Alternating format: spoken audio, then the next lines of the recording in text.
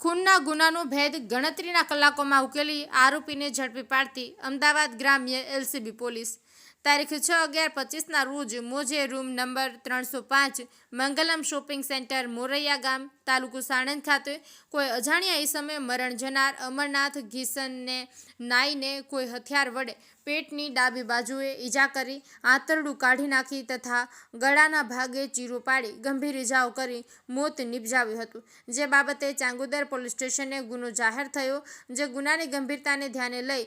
Police મહાનિરીક્ષક વિધિ ચૌધરી તથા અમદાવાદ ગ્રામ્ય પોલીસ અધિક્ષક ઓમ પ્રકાશ જાટ દ્વારા ગંભીર પ્રકારનો ગુનો હોય આરોપીને તાત્કાલિક પકડી પાડવા સૂચના આપવામાં આવી હતી. નાયબ પોલીસ અધિક્ષક નીલમ ગોસ્વામી, સાણંદ વિભાગ એલસીબી તથા સ્થાનિક પોલીસ સ્ટેશન તથા સાણંદ ડિવિઝનના અધિકારી કર્મચારીઓની અલગ અલગ ટીમો બનાવી આરોપીને શોધી કાઢવા કાર્યરત કરવામાં આવ્યા, જેમાં બનાવ સ્થળ આજુબાજુના વિસ્તારના સીસીટીવી કેમેરાઓ ઝીણવટપૂર્વક તપાસવામાં આવ્યા તેમજ નજીકમાં રહેતા 100થી વધારે લોકોની સઘન અને ઊંડાણપૂર્વક પૂછતાછ કરવામાં આવી હતી તેમજ આજુબાજુની મજૂર વસાહતો, ફેક્ટરીઓ, ગોડાઉનો વગેરે ચેક કરવામાં આવ્યા હતા. અલગ અલગ ચોકીદારો, લેબર, કોન્ટ્રાક્ટર વગેરે પાસેથી ગુના સંબંધિત માહિતીઓ એકત્ર કરવામાં આવી હતી. આ વિસ્તારમાં આવતા જતા ઈસમોની વિગતો વેરીફાઈ કરવામાં આવી હતી અને બનાવવાળા રૂટ પર દૈનિક અવરજવર કરતા લોકોની પૂછપરછ કરવામાં આવી હતી તથા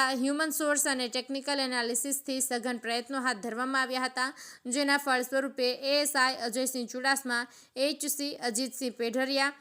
પીસી મહેન્દ્રસિંહ સોલંકીને મળેલી ચોક્કસ બાતમીના આધારે તથા એચસી કુલદીપસિંહ ચૌહાણની ટેકનિકલ મદદથી આ ગુનાના કામે આરોપી બંસીલાલ ઉર્ફે બુલિયા સન ઓફ ધનપત બહેરરામ મહેરા, હાલ રહેવાસી મકાન નંબર 10 સોમનાથ સોસાયટી મોરૈયા ગામ અને તાલુકો સાણંદ, જિલ્લો અમદાવાદ, મૂળ રહેવાસી લીલકી ગામ રાજગઢ, જિલ્લો ચૂરને શોધીને કાઢી અને આગળની કાર્યવાહી હાથ ધરવામાં આવી છે, જેના અંગે ચાંગોદર પોલીસ સ્ટેશન ખાતે સોંપવામાં આવેલી છે. હિતેશ ઠક્કર, અમદાવાદ. અમદાવાદ ગ્રામ્ય જિલ્લાના ચાંગોદર પોલીસ સ્ટેશનના મોરૈયા ગામમાં તારીખ 6/11/2025ના રોજ રાતે 11 વાગ્યાની આસપાસ એક હત્યાનો બનાવ બનેલો છે. જે સમગ્ર બનાવની હકીકત એવી છે, મૂળ રાજસ્થાનના અને મોરૈયા ખાતે પોતાનું સલૂન ચલાવતા એવા અમરનાથ નાઈ તેની હત્યા નિપજાવેલી છે. આ ઘટનાની જાણ થતાં ચાંગોદર પોલીસ તાત્કાલિક જ ઘટના સ્થળે પહોંચી અને તેમણે જોયું તો તેનો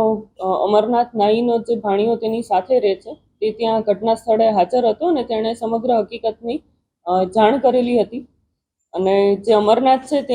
તેના ઘરના બાલ્કનીમાં લોહીલુહાણ હાલતમાં લાશ પડેલી હતી. આ ઘટનાના અનુસંધાને ચાંગોદર, સાણંદ, એલસીબી, એસઓજી બધાની અલગ અલગ ટીમો તાત્કાલિક જ ઘટનાનો ભેદ ઉકેલવા માટે કામે લાગી ગયેલ હતી અને તે અનુસંધાને હ્યુમન સોર્સ, ટેકનિકલ અને અલગ અલગ ઘણા બધા સીસીટીવી ફૂટેજ જોવામાં આવ્યા હતા. જે સીસીટીવી ફૂટેજ અને ટેકનિકલ સોર્સની મદદથી આ ઘટનાનો સમગ્ર ભેદ ઉકેલાયો છે. આ હત્યાને અંજામ આપનાર આરોપી જે છે તેને પોલીસે ધરપકડ કરેલી છે અને ચાંગોદર પોલીસમાં આ અનુસંધાને હત્યાનો ગુનો નોંધાયેલો છે. આ જે આરોપી છે બંસીલાલ મહેરા 23 વર્ષની ઉંમરનો છે અને મૂળ રાજસ્થાનનો રહેવાસી છે. તેના મામા અહીંયા ઘણા વર્ષોથી મોરૈયામાં સલૂન ચલાવે છે, જેનું નામ રમેશ નાઈ છે.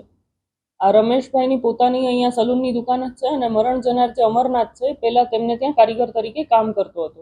આરોપી જે બંસીલાલ છે તે અહીંયા આશરે છેલ્લા 6 મહિનાથી આવેલો છે અને અલગ અલગ કંપનીમાં કામ કરતો હતો, જેમાં લાસ્ટમાં અત્યારે એક ડિલિવરી બોય તરીકેનું કામ કરતો હતો.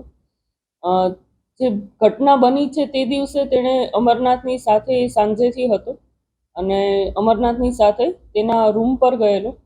અને અમરનાથ જ્યારે બાલ્કનીમાં ઊભા ફોન પર વાત કરતો હતો ત્યારે ચાકુ મારીને તેની હત્યા નિપજાવેલ છે. આ સમગ્ર ટેકનિકલ સોર્સ, હ્યુમન સોર્સ અને સીસીટીવી ફૂટેજના આધારે ઘટનાનો ભેદ ઉકેલી બંસીલાલ જે મૂળ રાજસ્થાનનો છે ને હાલમાં મોરૈયામાં રહે છે તેની પોલીસે ધરપકડ કરેલી છે.